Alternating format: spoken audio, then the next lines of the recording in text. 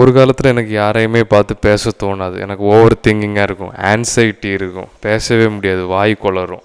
யார்கிட்டையாவது போய் பேசணுமா வேண்டாமா, ஓவர் திங்கிங் தாட்ஸ். இது எல்லாத்தோட மோசம் என்ன தெரியுமா? நான் கான்ஃபிடெண்ட்டாக இருக்க மாதிரி ஃபேக்காக நடந்துக்குவேன். அப்போ என் குரலில் இருக்க ஃபேக்னஸ் வந்து மற்றவங்களுக்கு கிளியராக தெரியும். ஆனால் இப்போ நான் ஒரு இடத்துக்கு போனால் எனக்கு அந்த இஷ்யூ இல்லை. நான் எல்லோரையும் பார்க்குறேன், பேசுகிறேன். கான்ஃபிடென்ட் இஷ்யூஸ் எதுவுமே இல்லை. ஸோ நான் என்ன பண்ணி இப்போ கான்ஃபிடென்ட்டான ஒரு ஹியூமன் பீயிங்காக மாறி இருக்கேன்னு இந்த வீடியோவில் பார்க்க போகிறோம். ஸோ கான்ஃபிடென்ஸ்னால் என்ன முதல்ல? ஸோ கான்ஃபிடென்ஸ்னால் நான் தான் பெரிய ஆள், காலரை தூக்கி விட்டு செஸ்டெல்லாம் பட்டன்லாம் ஓப்பன் பண்ணி விட்டு இதுதான் கான்ஃபிடென்ட்டாக? ஒரு நிமிஷம் கைஸ், இது இல்லை. இது கான்ஃபிடென்ட் இல்லை. கான்ஃபிடென்ட்னா ஒரு ஜென் ஸ்டேட்னா ஒரு புத்தா நிலையில் நீங்கள் இருக்கிறது. எந்த வித ஓவர் திங்கிங், எந்த வித தாட்ஸ், எந்த வித ஒரு எமோஷன், ஆங்கர், ஜெலஸ், எந்த வித எமோஷனும் இல்லாமல் ஒரு புத்த நிலையில் இருக்கிறது பேர் தான் கான்ஃபிடென்ஸ். அப்படியே இருப்பீங்க, ஒரு பீஸ், அதுதான் கான்ஃபிடென்ஸ். ஸோ ரியல் கான்ஃபிடென்ஸ்னால் ஒரு புத்த நிலை.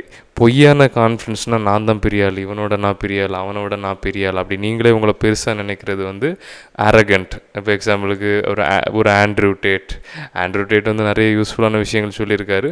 ஆனால் அந்த வகையான கான்ஃபிடென்ஸுக்கு நான் வரேன். அது வந்து ரியல் கான்ஃபிடென்ஸ் கிடையாது. ரியல் கான்ஃபிடென்ஸ் வந்து ஒரு மெடிடேட்டிவ் ஸ்டேட்டு தான். ஸோ ஸ்பிரிச்சுவாலிட்டி நல்லாவே ஹெல்ப் பண்ணும். ஸ்பிரிச்சுவாலிட்டின்னு உங்களுக்கு என்னென்னு தெரியும்ல, ஆன்மீகம், நம்ம காட், யூனிவர்ஸ், இது வந்து ரொம்ப ஹெல்ப் பண்ணி. ஏன்னா நீங்கள் ரொம்ப கான்ஃபிடெண்ட்டாக இல்லாமல் ஃபீல் பண்ணுறதுக்கு ரீசன் வந்து உங்கள் ஆன்சைட்டி. அப்படின்னா அந்த ஈகோனால தான் நீங்கள் சஃபர் ஆகுறீங்க. ஈகோனால் எப்படின்னா, இப்போ நான் வந்து வெளியே போகிறேன், ஓகே, நான் ஏன் அடுத்தவங்க நினைக்கிறத பற்றி கவலைப்படணும், நான் ஏன் அவங்கள இம்ப்ரெஸ் பண்ணணும், நான் ஏன் இவங்கள பற்றி பார்க்கணும், நான் எல்லார்ட்டையும் அன்பாக இருக்கணும். அதுதான் ஸ்பிரிச்சுவாலிட்டி, அதான் காட், யூனிவர்ஸ். அதை விட்டுட்டு இவங்க என்னை பற்றி இப்படி நினைக்கிறாங்க, அவங்க என்னை பற்றி அப்படி நினைக்கிறாங்க, இதுதான் ஈகோவோட வேலை. ஸோ ஈகோவை குறைக்கிறது தான் ஸ்பிரிச்சுவாலிட்டி.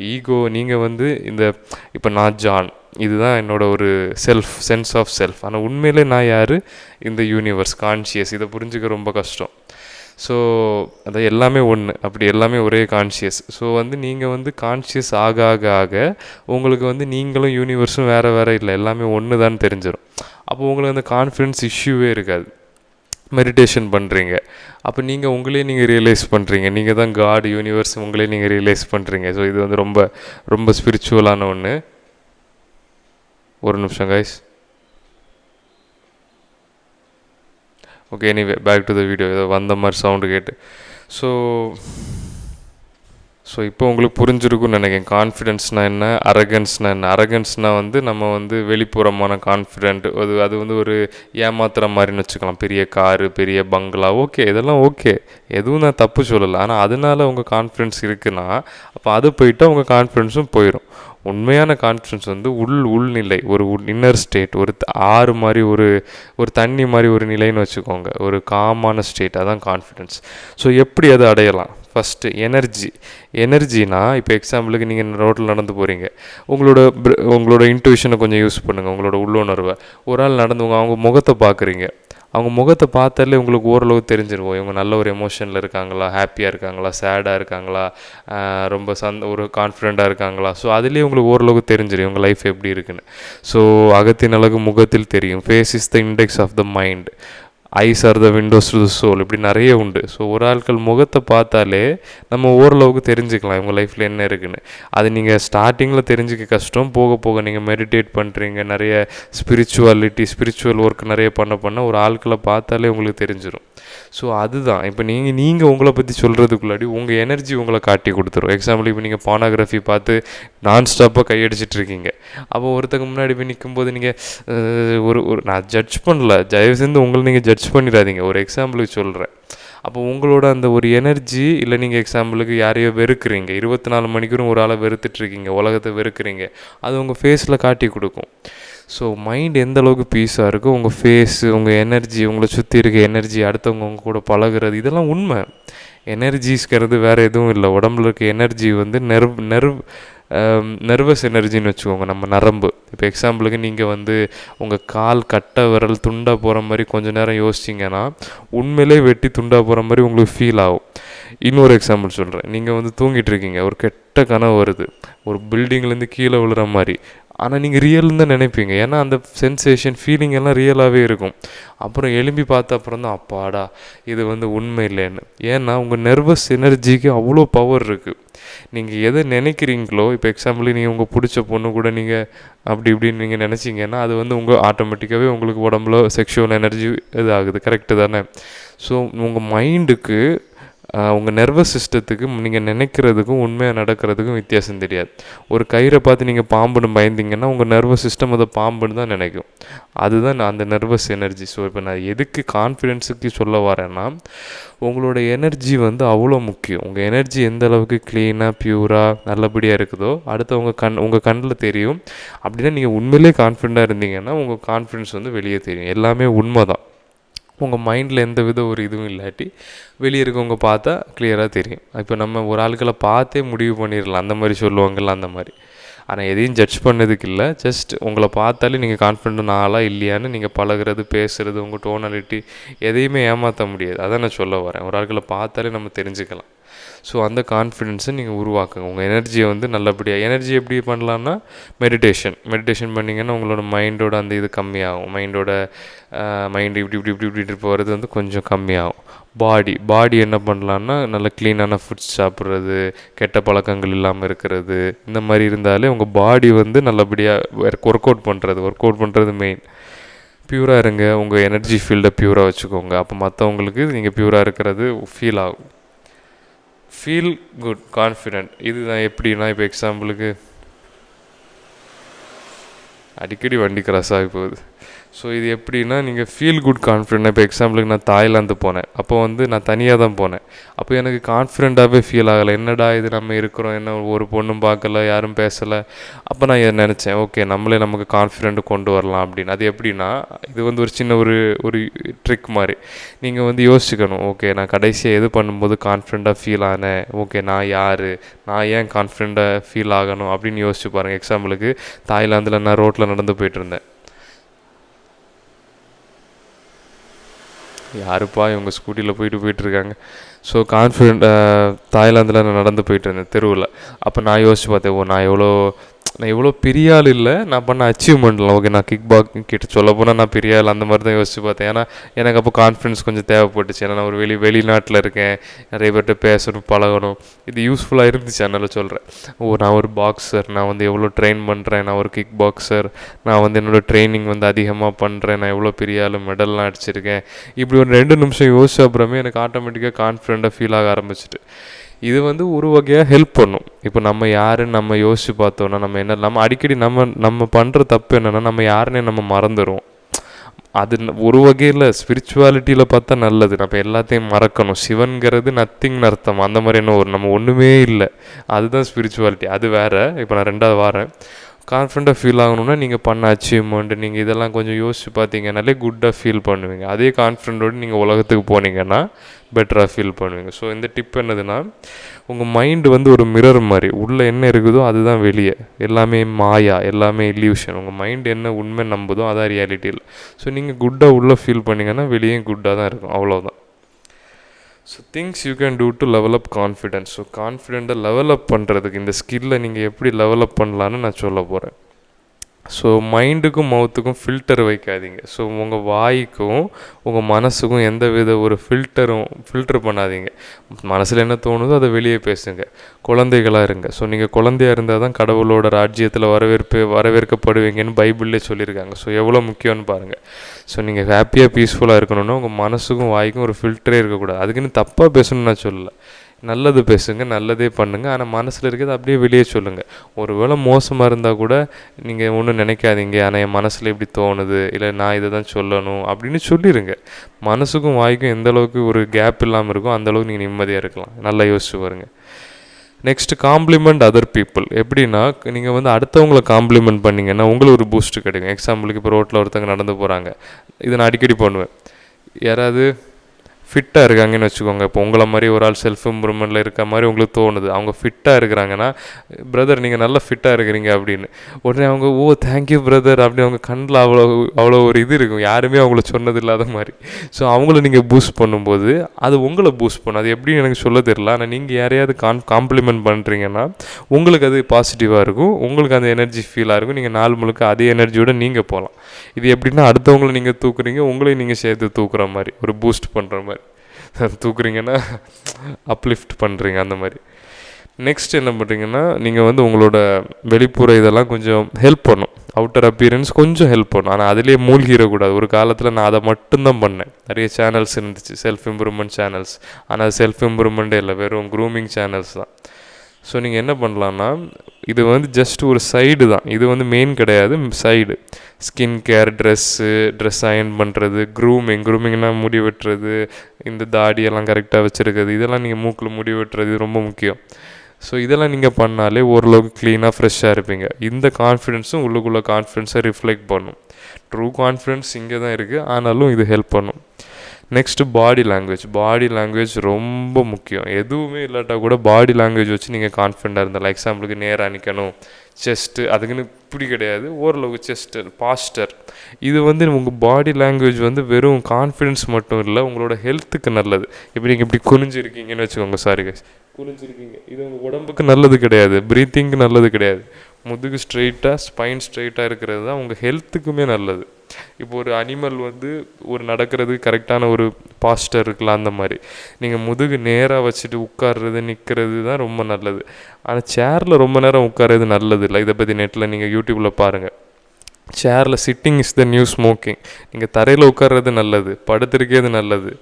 ஆனால் சேரில் உட்காரும்போது உங்கள் உடம்பு இப்படி ஒரு ஷேப்பில் இருக்குது. இது வந்து ஒரு வகையான ஒரு டென்ஷன் தான், உடம்புல ஸ்ட்ரெச் ஆகி தான் இருக்குது. நீங்கள் இப்படி நின்னால் கூட பிரச்சனை இல்லை, இல்லை இப்படி சமணம் போட்டு உட்காந்தா கூட பிரச்சனை இல்லை, ஆனால் உட்காராதீங்க. ஸோ எனிவே பாடி லாங்குவேஜ் வரும். பாடி லாங்குவேஜ் வந்து கான்ஃபிடென்ஸை பூஸ்ட் பண்ணும். ஸோ நேராக நில்லுங்க, ஸ்லோவாக மூவ் பண்ணுங்கள். இப்போ நான் பண்ணுறேன், இங்கே பாருங்கள், ரெண்டு ஆக்ஷன் பண்ணுறேன். இப்போ இது கான்ஃபிடெண்ட்டாக இருக்குதா இல்லை?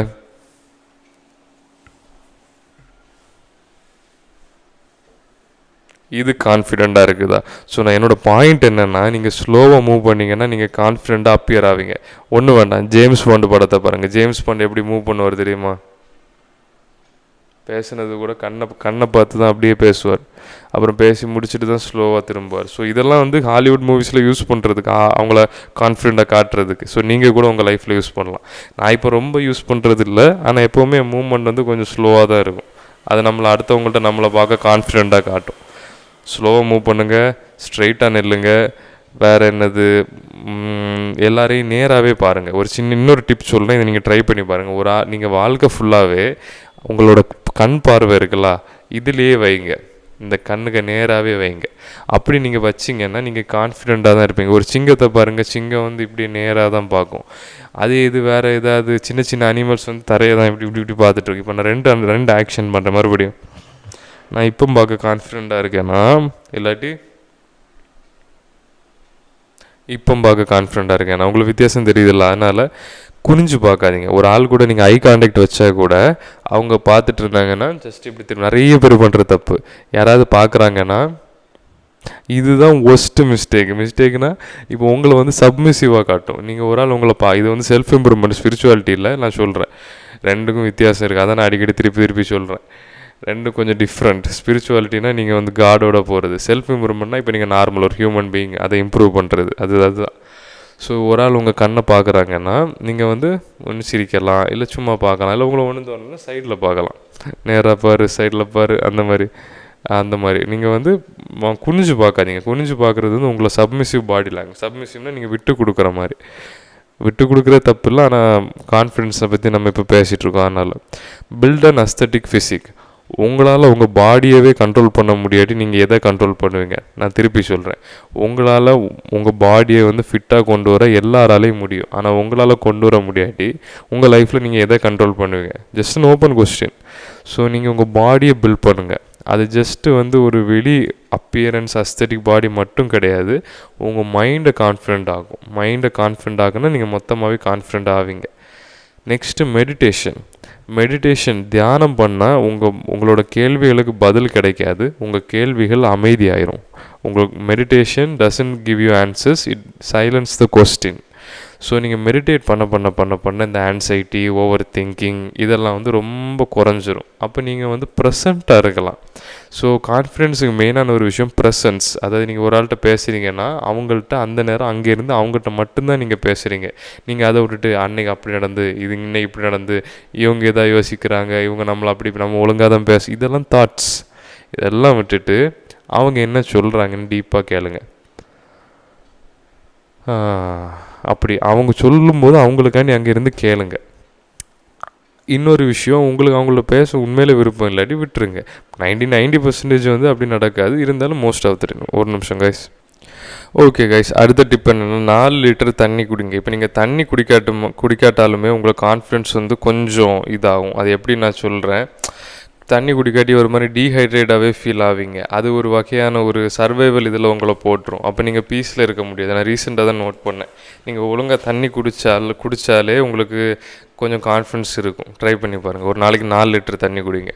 இது அதுக்கும் கான்ஃபிடென்ஸுக்கும் யூஸ் ஆகும், உங்கள் ஃபேஸை லீன் ஆக்குறதுக்கும் யூஸ் ஆகும். உங்கள் ஃபேஸ் லீனாக இருந்தால் நீங்கள் இன்னும் கான்ஃபிடெண்ட்டாக இருக்கலாம். நெக்ஸ்ட் என்னென்னா, உங்களுக்கு என்ன பண்ணணுமோ நீங்கள் அதை பண்ணுங்கள். நிறைய பேருக்கு நிறைய விஷயங்கள் பண்ண ஆசையாக இருக்கும், ஆனால் அவங்க பண்ணாமல் விட்ருவாங்க. ஏன்னா அந்த விஷயம் இந்த விஷயம் எனக்கு பண்ண டைம் இல்லை அப்படி இப்படின்னு.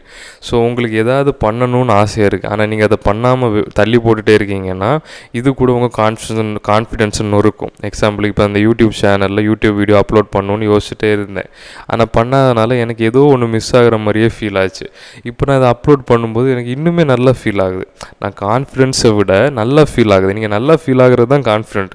உங்களை பற்றி நீங்கள் குட்டாக ஃபீல் பண்ணிடுறீங்க, அந்த எனர்ஜி உலகத்தில் ரிஃப்ளெக்ட் ஆகுது, அவ்வளோதான். ஸோ நீங்கள் குட்டாக ஃபீல் பண்ணுறதுக்கு என்ன பண்ணணுமோ அதை பண்ணுங்கள். எக்ஸாம்பிளுக்கு இப்போ நீங்கள் ஏதாவது தள்ளி போட்டுட்ருக்கீங்கன்னா அதையும் எடுத்து பண்ணுங்கள். வேறு என்னென்னா, உங்கள் ஈகோவை விட்டுருங்க. ஸோ ஈகோனா இப்போ நம்ம நல்லா இருக்கணும், நம்ம இதுதான் ஈகோ. அன்பு, எல்லாம் நல்லா இருக்கணும், உலகம் நல்லா இருக்கணும், காட் கான்ஷியஸ், இதுதான் ஸ்பிரிச்சுவாலிட்டி. ஸோ நீங்கள் கான்ஃபிடெண்ட்டே இல்லை, எனக்கு லோ கான்ஃபிடென்ஸ் இருக்குன்னா நிறைய விஷயங்கள் இருக்குது. ஆனால் ஒரு விஷயம் என்னென்னா, இது ஈகோனாலே இருக்கலாம். இப்போ நீங்கள் வீட்டை விட்டு வெளியே போகிறீங்க, அவங்க என்னை பற்றி என்ன நினைப்பாங்க, இவங்க என்னை பற்றி என்ன நினைப்பாங்க, இவங்க எப்படி இதெல்லாம் தான் ஈகோ. இந்த ஈகோ இல்லாமல் இருக்கிறது தான் நல்லது. நம்ம வெளியே போகிறோம், உலகம் நல்லா இருக்குது, இவங்களுக்கு இவங்க என்ன பண்ணுறாங்க, இவங்களுக்கு என்ன தேவைப்படும், நம்ம அன்பாக இருக்கலாம், நம்ம ஹெல்ப் பண்ணலாம், உலகத்துக்கு நல்லது பண்ணலாம், இல்லாட்டி நம்ம ஹாப்பியாக இருக்கலாம், அவ்வளோதான். நம்ம பீஸ்ஃபுல்லாக இருக்கலாம், நம்மளால் முடிஞ்ச கிஃப்ட்டை இந்த உலகத்துக்கு கொடுக்கலாம், நம்ம கிராஃப்டை மாஸ்டர் பண்ணலாம். இந்த மாதிரி விஷயங்கள் எண்ணம் போல் வாழ்க்கை. ஸோ நீங்கள் எதை யோசிக்கிறீங்களோ அதுதான் உங்களோட இதாக வந்துடும். ஸோ நீங்கள் பயத்தில் வாழ போகிறீங்களா இல்லை அன்பில் வாழ போகிறீங்களா? ஏன்னா பயம் அன்பு இது ரெண்டுமே நேர் ஆப்போசிட்டானது. ஃபியர் லவ், அந்த மாதிரி லவ் ஃபியர் இந்த மாதிரி சொல்லுவாங்க. ஸோ நீங்கள் கம்பேஷனேட்டாக இருங்க. வீட்டை விட்டு வெளியே போனால் கூட நீங்கள் அடுத்தவங்களை இவங்களுக்கு இவங்க அப்படி அடுத்தவங்க மேலே ஒரு பரிவு கொள்ளுங்க. நீங்கள் அடுத்தவங்க மேலே பரிவு கொண்டீங்கன்னா காட் உங்கள் மேலே பரிவு கொள்ளுவாங்க. ஸோ இது கான்ஃபிடென்ஸுக்கு நான் இதுக்கு எது சொல்ல வரேன்னா, நிறைய பேர் தன்னை பற்றி கவலைப்பட்டு ஒரி பண்ணி அவங்க கான்ஃபிடென்ஸை அவங்க இழந்துடுறாங்க. இதை விட்டுட்டு நீங்கள் உலகத்தை பாருங்கள், நீங்கள் உங்களை பாருங்கள், நீங்கள் எல்லாத்தையும் அப்சர்வ் பண்ணுங்கள். அப்போ நீங்கள் உங்கள் துயரத்திலே இருக்க மாட்டீங்க. எந்த அளவுக்கு நீங்கள் நான் ஒரு சென்ஸ் ஆஃப் செல்ஃப் உங்களுக்கு அதிகமாக இருக்குதோ அவ்வளோ நீங்கள் கஷ்டப்படுவீங்க. என்னோட பிரச்சனை, என்னோட தாட்ஸ், இது எல்லாத்தையும் விட்டுருங்க. ஜஸ்ட் ஒரு அவேர்னஸ், எல்லாத்தையும் பார்த்துட்டு இருக்கக்கூடிய ஒரு கண்காணிப்பாளர் நீங்கள் நினச்சிங்கன்னா நீங்கள் பீஸ்ஃபுல்லாக இருக்கலாம். ஓகே, நெக்ஸ்ட் பாயிண்ட்டுக்கு போகலாம். Read how to win friends and influence people. நான் காட்டித்தரேன். இந்த புக்கை வாங்கி படிங்க. இந்த புக்கை நீங்கள் படிச்சிங்கன்னா உங்களோட சோஷியல் ஸ்கில்ஸ் எல்லாம் அதிகமாகும். அப்படின்னா இந்த புக்கில் ஒரு சின்ன இது நான் சொல்கிறேன். உங்களுக்கு தேன் கூடு வேணும்னா நீங்கள் தேன் கூட உதைக்காதீங்க.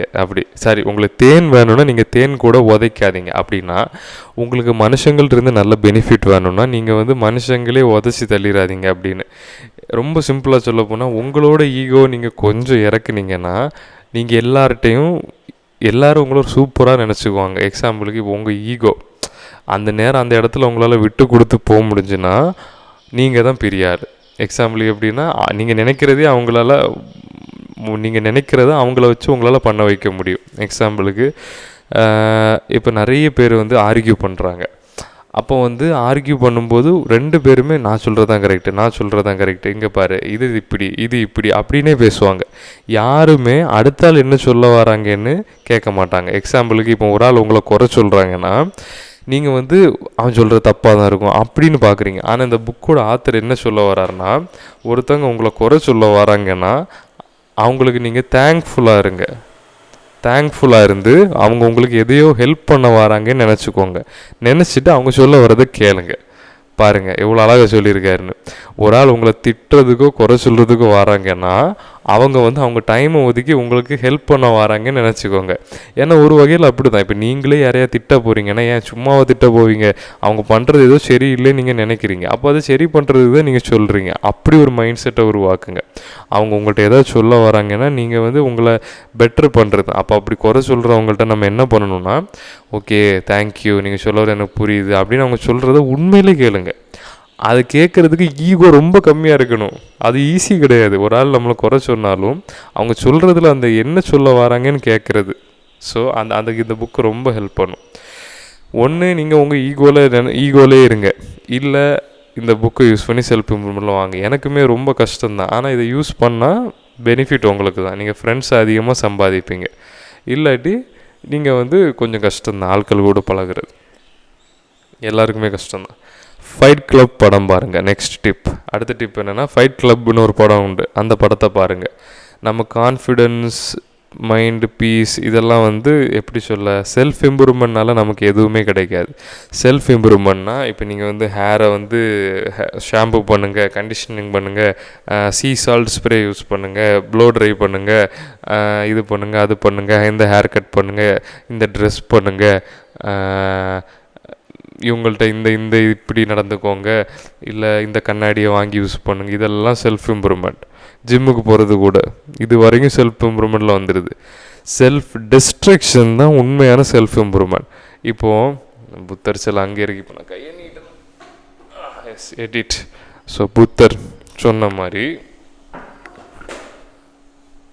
ஒரு நிமிஷம் கைஸ், நோட்டு கீழே விழுந்துச்சு. ஸோ புத்தர் சொன்ன மாதிரி நீங்கள் வந்து எதையும் இம்ப்ரூவ் பண்ண வேண்டாம். நீங்கள் வந்து எல்லாத்தையும் விட்டாலே ஒரு பீஸ் ஸ்டேட்டில் வந்துடுவீங்க. So self distraction. ஸோ நீங்கள் ஃபைட் கிளப் படம் பாருங்கள். நான் சுருக்கமாக சொல்லிடுறேன். அந்த ஹீரோ கிடையாது, அந்த கதையோட முக்கியமான கதாபாத்திரம் என்ன பண்ணுவான்னா, அவன் ஹாப்பியாக இருக்கிறதுக்கு வீடு வாங்குவான், வீட்டில் பொருள் வாங்குவான், அப்புறம் அந்த பொருளுக்கு இன்னும் பொருள் வாங்குவான், கிச்சனில் தட்டு வாங்குவான், கிச்சன் ஐட்டம்ஸ் வாங்குவான், ஷவர் இது வாங்குவான், ஃபோன் வாங்குவான், டேபிள் என்னெல்லாமோ வாங்குவான். ஆனால் அவன் ஒரு நாள் கூட நிம்மதியாக இருந்ததில்லை. கடைசியில் இந்த கதாபாத்திரத்தில் இந்த கதையில் இன்னொரு ஆள் வருவான். அதுதான் டைலர் டர்டன். அது வந்து கடைசியில் பார்த்தோன்னா இந்த ஹீரோவோட ஸ்பாய்லர் பண்ண விரும்பல, நீங்கள் படத்தையே பாருங்கள். ஸோ இன்னொரு கேரக்டர் வந்து என்ன பண்ணுவான்னா, வீடெல்லாம் கொளுத்திடுவான், எல்லாத்தையும் வெடிக்க வச்சுருவான். என்னென்னா செல்ஃப் இம்ப்ரூவ்மெண்ட்ங்கிறது நம்ம இன்னும் ஆடு பண்ணணும், இன்னும் நான் இம்ப்ரூவ் பண்ணணும், இன்னும் நான் முடியை எப்படி வெட்டணும், அது கிடையாது. உங்களோட கேரக்டர், நீங்கள் யார், எல்லாத்தையும் நொறுக்கி தள்ளி எதுவுமே இல்லாமல் நீங்கள் யார், அதுதான் செல்ஃப் டிஸ்ட்ரக்ஷன். அதுதான் ஆன்மீகம். மெடிடேஷனில் என்ன பண்ணுறோம்? மெடிடேஷனில் நம்மளோட டெத்துக்காண்டி வெயிட் பண்ணுறோம். அதுதான் மெடிடேஷன். ரொம்ப சிம்பிளாக சொல்ல போனால் நீங்கள் யார், உண்மையிலே நீங்கள் யாருங்கிறது நீங்கள் கண்டுபிடிக்கிறீங்க. அதுதான் ஃபாஸ்டிங்னா என்ன? நீங்கள் சாப்பிடாமல் இருந்த உயிர் இனத்தை தவிக்க விடுறீங்க. அந்த மாதிரி நீங்கள் வந்து உண்மையான செல்ஃப் இம்ப்ரூவ்மெண்ட் என்னதுன்னா, நீங்கள் இது எல்லாத்தையும் நொறுக்கி தள்ளிட்டு உங்களோட உண்மையான ஐடென்டிட்டிக்கு நீங்கள் வாரீங்க. உண்மையிலே நீங்கள் யாருன்னா இந்த யூனிவர்ஸ், இந்த காட், இந்த காஸ்மோஸ், இதெல்லாம் பார்த்துட்டு இருக்கக்கூடிய ஒரு கடவுளோட ஒரு துகள் தான் நீங்கள். ஸோ இதை எப்படி கண்டுபிடிக்கலாம்னா, உங்களே அந்த படத்தில் எப்படி வரும்னா மாறி மாறி ஃபைட் பண்ணுவாங்க. அப்போ முகம் உடையும். என்னோடய வீட்டுக்கு மேலே நான் MMA கிளாஸ் தான் வச்சுருக்கேன். அப்போ நீங்கள் புரிஞ்சுக்கோங்க எந்த அளவுக்கு நான் இது பண்ணுறேன்னு. சொல்லும் போது நான் எவ்வளோ சிரிக்கிறேன், அதுலேயே உங்களுக்கு தெரிஞ்சிருக்கும். ஸோ எவ்வளோ ஒட்டைகிறது நம்மளோட மனசை, நம்மளோட ஈகோ எந்த அளவுக்கு நொறுக்குறோமோ அந்த அளவுக்கு நம்ம வந்து ஸ்பிரிச்சுவலாக டெவலப் ஆகலாம், கான்ஃபிடெண்ட்டாக இருக்கலாம். நம்ம வந்து பொத்தி பொத்தி வச்சா வாழ்க்கையில் எதையுமே கண்டுபிடிக்க முடியாது. எல்லாம் நொறுங்கி எல்லாம் போய் நொறுங்கினா புரோக்கன் அப்படி கிடையாது. எக்ஸாம்பிளுக்கு இப்போ நான் தான் பெஸ்ட்டுன்னு நினச்சிட்ருக்கேன். அது உடஞ்சி நொறுங்கி தூள் தூளாக போனால் தான் உண்மையிலே நான் யாருன்னு எனக்கு தெரியும். அந்த மாதிரி இப்போ எக்ஸாம்பிளுக்கு நான் நினச்சிட்ருப்பேன், இப்போ நான் வந்து பாக்ஸிங்கில் பெரிய ஆளுன்னு. மைக் டைசன் கூட பாக்ஸிங் பண்ணுறேன், நொறுக்கி தள்ளிடுவார். ஸோ அந்த மாதிரி தான். ஆனால் நான் எப்போவுமே நான் என்ன பெஸ்ட்டுன்னு தான் நினைப்பேன். மைக் டைசன் கூட ஃபைட் விட்டாலும் ஓகே நான் அடிக்கலாம் அப்படி தான் நினைப்பேன். அது வேறு. ஆனால் உண்மைன்னு ஒன்று இருக்குல்ல, அந்த மாதிரி. அப்போ நான் எந்த அளவுக்கு மைக் டைசனை என்னால் ஜெயிக்க முடியலை, இப்போ நான் ட்ரெயின் பண்ணுறேன். புரியுதா கைஸ்? இப்போ நான் ட்ரெயின் பண்ணி மைக் டைசனை பீட் பண்ணுவேன். இப்போ ஓகே, அப்போ ஒரு லெவல் ஆஃப் கிளாரிட்டி கிடச்சிட்டு. ஸோ நம்ம எந்த அளவுக்கு அந்த அடி வாங்குகிறோமோ அந்தளவுக்கு நம்ம கிளியர் ஆகும். அப்பாடா, என் பாயிண்ட்டை நான் ஓரளவுக்கு கிளியராக சொல்லிட்டேன். கடைசி தொண்டே வறண்டுட்டு கடைசி பாயிண்ட் என்னன்னா, truth in all areas even if it makes you look bad. இதுதான் உண்மையான கான்ஃபிடென்ஸ். இப்போ நான் ஒரு இடத்துக்கு போனேன்னா எனக்கு யாரை பற்றியும் கவலை இல்லை, எந்த தாட்ஸும் இல்லை. எல்லோரும் வந்து என்ன ஒரு ஃபோக்கல் பாயிண்ட்டாக பார்க்குறாங்க. I think so. மற்றவங்கள பார்க்குறத விட எனக்கு அந்த கான்ஃபிடென்ஸ் இஷ்யூ சுத்தமாக இல்லை. நான் வந்து யோசிக்கிறது இல்லை ரொம்ப அந்த நேரம் அங்கே இருக்கிறது. ஸோ இதுக்கு ரீசன் என்னென்னா, நான் எல்லா இடத்துலையும் உண்மை பேசுகிறேன். இப்போ கொஞ்ச நாள் எனக்கு அந்த உண்மையை பேசுகிற பழக்கம் வந்து வரல. அதுதான் உண்மை. இப்போ உண்மையை சொல்லணும்ல, உண்மையை தான் பேசுகிறேன். ஆனால் வந்து 100% உண்மையாக பேசுகிறேன். எக்ஸாம்பிளுக்கு இப்போ நான் வந்து ஏதாவது ஒன்று பண்ணுறேன். இப்போ எக்ஸாம்பிளுக்கு நான் அன்றைக்கி ஒரு நாள் நான் வீட்டிலே இருந்தேன்னு வச்சுக்கோங்களேன். ஆனால் யாராவது கேட்டால் நான் வந்து வெளியே போனேன், ஆனால் வெளியே போயிருப்பேன், ஆனால் வந்து சும்மா போயிருப்பேன். ஆனால் கேட்டால் சொல்லி அந்த வேலையை வெளியே போயிருந்தேன். ஓகே, அது ஒரு வேலை தான். ஆனால் அது 100% உண்மை இல்லை. நான் கேட்டால் இல்லை அன்றைக்கி நான் பெருசாக ஒன்றும் பண்ணலை, சும்மா தான் இருந்தேன், சும்மா தான் ஒரு வாட்டி வெளியே போனேன், இப்படி சொல்கிறது வேறு.